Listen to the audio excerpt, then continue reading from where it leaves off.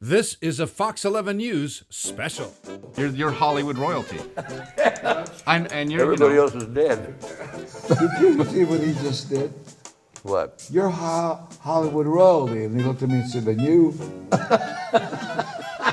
He just did that. You know him, your parents know him, and chances are your kids know him too.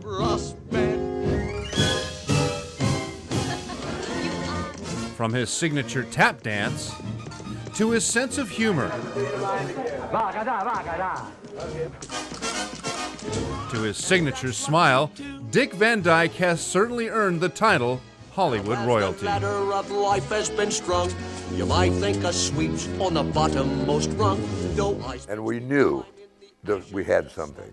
You could feel it, but everybody Started working together like that almost instantly. From the high points of his career I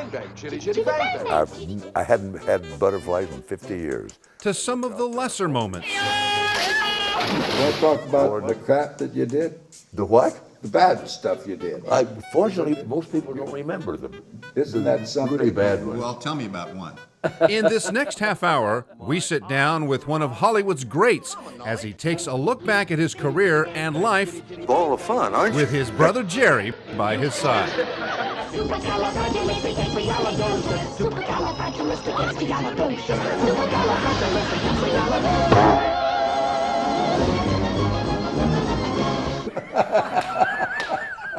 Dick Van Dyke's road to success began when he was working as an announcer in Illinois. He says he had always planned to be a television announcer, but when a friend suggested they do a comedy act together in California, he went for it. He never dreamed he would stay. And a buddy came to me and said, let's go to California and do an act. And we got in his old Chevy and drove out here, started doing an act in little clubs around town as a lark. We weren't going to keep it up. And one thing led to another, and I just stayed in the business. And I just like going with the flow. Things happened I still can't believe. In the early 60s, Dick shot to fame in the lead of Bye Bye Birdie on Broadway. But he says the audition was like jumping off a cliff. Got up in front of Gower Champion and tried to tap dance. I sang Once in Love with Amy from Where's Charlie? And I did a little soft shoe with my heart in my mouth. He got the role on the spot. He almost lost it, though, when producers began to question whether he was the right guy for the job. You all right? What's wrong? Oh, it was just some of Randolph's chemicals. Ooh. Oh, a mixture of iron sulfide plus 2 parts H2SO4. Smart boy you have there. It isn't every lad who can make a stench bomb. I almost got fired. I found out much later that at the tryouts in Philadelphia, the producers wanted to replace me. I wasn't doing that well. And Gower Champion, God bless him, said, give him a chance. That chance won Dick a Tony Award and kickstarted what was to become a legendary career. Dick was raised in Danville, Illinois with his brother Jerry, who's 5.5 years younger. Jerry says he's been following his brother around his whole life. We grew up in a small town, In Danville. Yeah, he's being 5.5 years older. Don't forget, I was 5 when he was 10.5. He didn't want to mess around with me. I've been hanging on his coattails for 80 years, and I'm not going to stop now. Comedy was always a part of the Van Dyke household. little humor. If it hadn't been for this business, Dick says, so we'd have been total failures. Starved to death. We grew up with comedy. Our father was the funniest man that ever lived. Our mother was pretty funny. And our mother was, she was also a good audience, too. But we've always done comedy. So did they push you in that direction? Never pushed us at all. No. They let us live our lives. Well, I was just thinking that all of a sudden, your memory of the distant past becomes photographic. You can't remember what you had for breakfast, but our childhood is as clear as a bell to us. Yeah, we were the houses we lived. See, we were poor. Our dad sold cookies, but not many.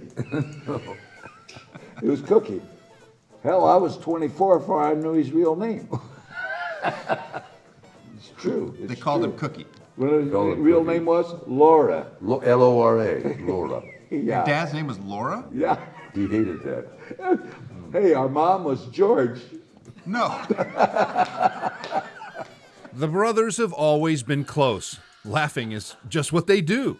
You know, the hardest we ever laughed, we were working with a surveyor in like 8-degree weather. We were standing out in the cold, holding up the pole, you know, for him to sight on. And somebody said something funny. Well, our faces were frozen. And we started to laugh. Go, And the more we laughed, I thought I was going to die. the harder we laughed. Tears are running down our cheeks and freezing. And I remember that. So I had never laughed so hard in my life. You could say returning to their hometown as adults has been a different experience for each of them.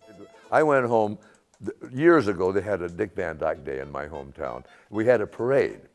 Everybody in town was in the parade. There was nobody left to watch.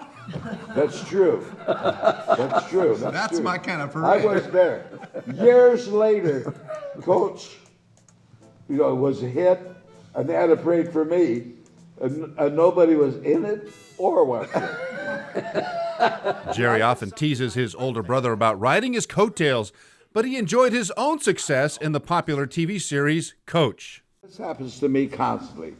Hey, Jerry, we loved you on Coach. Honey, come here. Dick Van Dyke's brother. That happens to me all the time. This past year, the two did something they've never done before. The two appeared in Neil Simon's The Sunshine Boys at the Malibu Stage Company. I've been trying to get Dick to do something with me. And I talked him into doing that. The funny thing is, it's two old guys, but we're too old for the part. We are. Really? It's supposed to be guys in their 70s, and we neither one of us. Well, Wait a minute. I got a few months left. Coming up, Dick reflects on one of the highlights of his career. Well, none of us wanted to quit. None of us wanted to quit. Dick Van Dyke Show.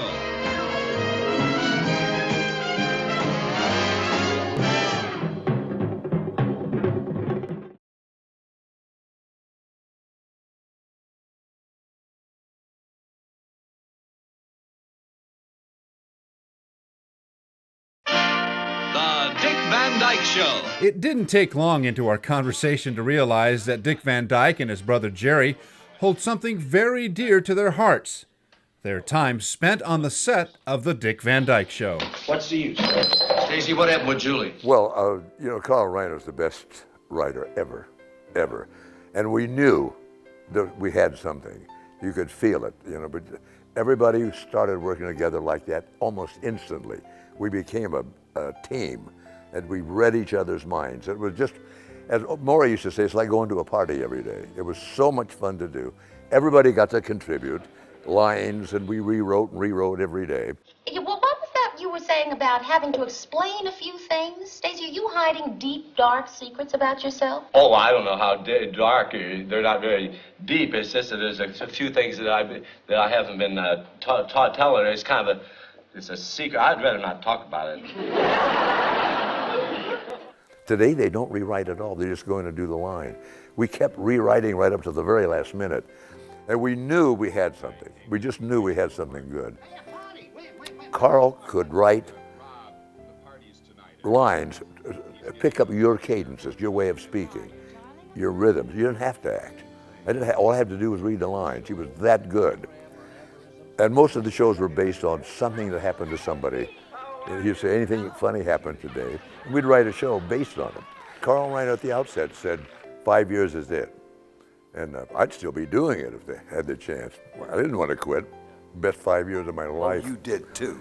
Huh? I wouldn't have quit. You would. We had it made. You did. You know how much? Movie offers. Yeah, but it wasn't as much fun. He turned down his cupcake. And you didn't call an ambulance? I have vivid memories of the show, and I remember what a big deal it was when you, instead of tripping over the ottoman, you danced around it. Who decided to do that? We decided to change up just for fun. We found out later that people were gambling on it, betting on whether. Yeah. No kidding. Yeah. I didn't know that. I don't think we ought to end this week's show with a joke. I'd like Ellen to come out and say something with meaning. What years were the Dick Van Dyke shows? 61 to 65. And Carl wouldn't do another one. The smartest thing that Carl ever did, he wouldn't allow us to use any slang of the day or make any reference to what was in the news, because it would date the show. So if you look at it, even the clothes are back in style. Yeah, like Mad Men. It's Mad Men clothes, right? Yes. Right. And then the movie offers started to come, and what happened after that to your career? Well, none of us wanted to quit. None of us wanted to quit. Then I had done Mary Poppins and Bye Bye Birdie. I did Chitty Bang Bang, and then I started doing some movies after that. Did a couple of other series.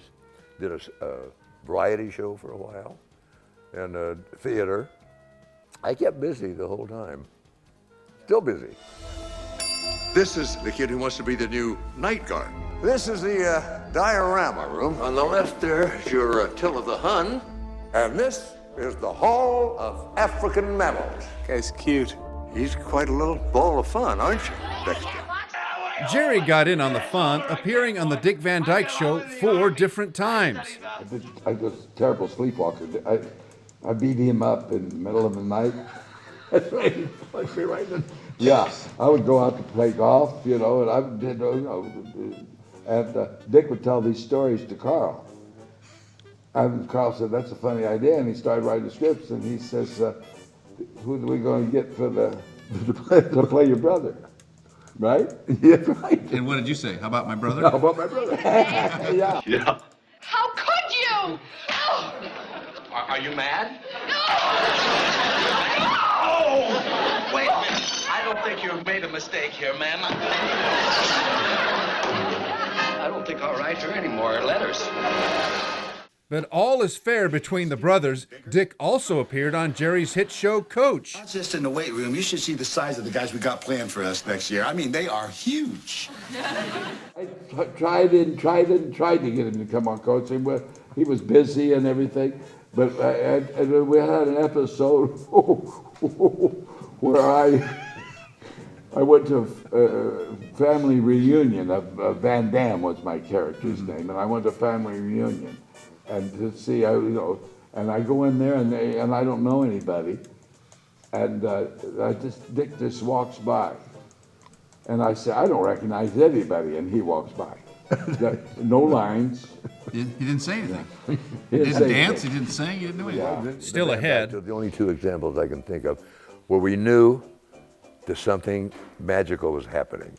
Plus the high-maintenance co-star. I brought him coffee and cigarette every day on that movie. Downed and cast away on a desert island. Here comes Dick Van Dyke.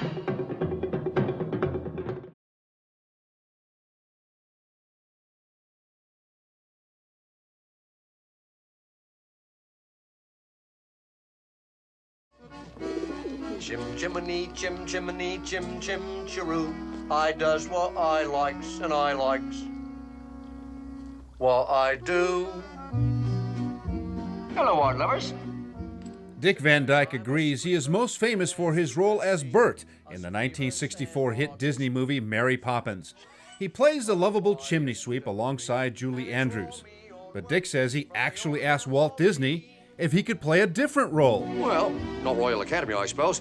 I went to him and I said, "Mr. Disney, I'd like to play that old banker, and I'll do it for nothing." So he made me do a screen test, and I did it for nothing, and I had to give $4,000 to the Cal Arts Institute, his school. He was a horse trader, that guy. But I never regretted it. Chim chimney, chim chimney, chim chim chiroo. I draws what I likes and I likes what I drew. No remuneration do I ask of you, but me cap would be glad of a copper or two. Me cap would be glad of a copper or two. Did the success of Mary Poppins surprise you? No, it didn't. It was one of those, it was like the Van Dyke, they're the only two examples I can think of, where we knew that something magical was happening. It just, Julie knew it, we all had that feeling, this is magical, this is great. And I wasn't surprised at all. I wasn't surprised, I knew it was going to be good. In one of Hollywood's early uses of green screen technology, the movie put Dick dancing and singing alongside cartoons.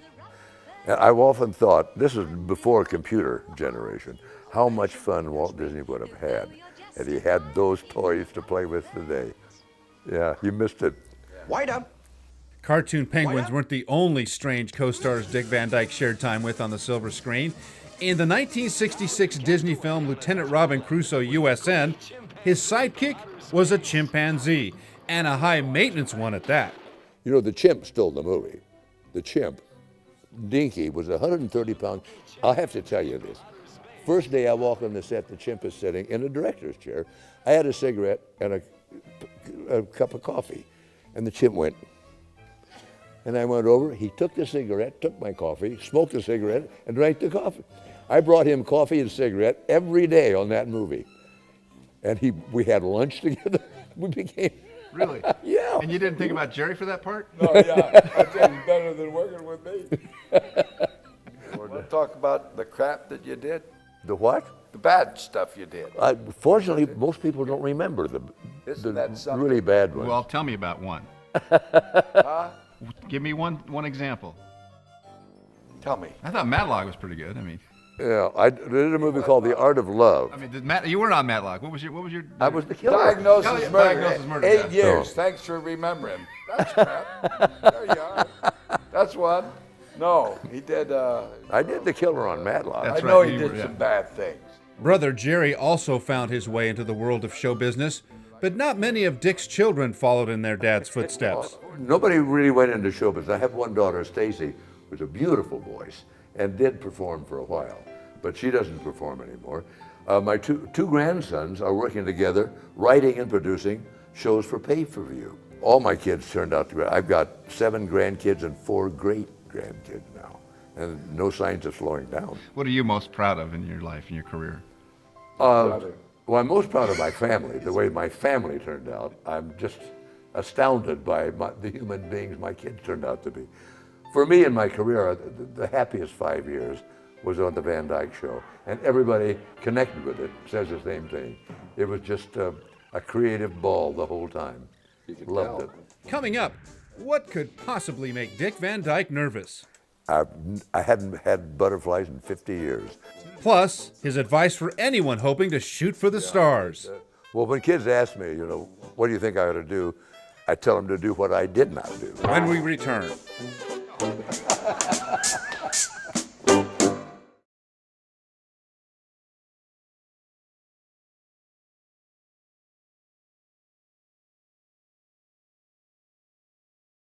Could be we three get along so famously. 'Cause we do have you. And I have you too. With a career that rivals any Hollywood star, it would seem Dick Van Dyke has done it all. But he is still finding ways, even today, to challenge himself. My little quartet, we sing at fundraisers everywhere, Children's Hospital, City of Hope, and we were all of a sudden demand.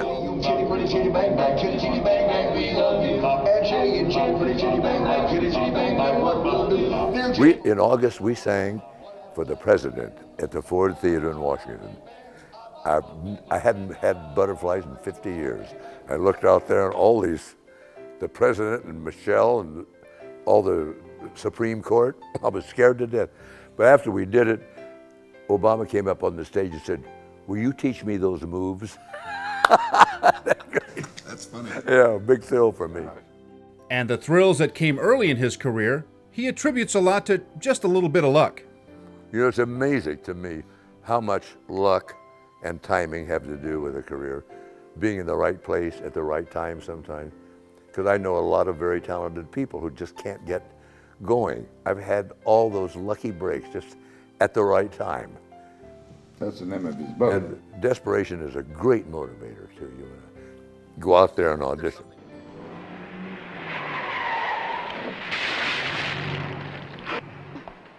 Hi, Lenny. Edgar, you better watch where you're going. Yeah, you're right, Lenny. I was looking at the sun. Aren't you angry? Why should I be angry? It's my fault. Well, then maybe we could fight. Well, when kids ask me, what do you think I ought to do? I tell them to do what I did not do. Train, study acting, dancing, everything. I just never did, had to learn as I went along, which was scary. And you have to jump off a cliff once in a while and do something that you're scared of.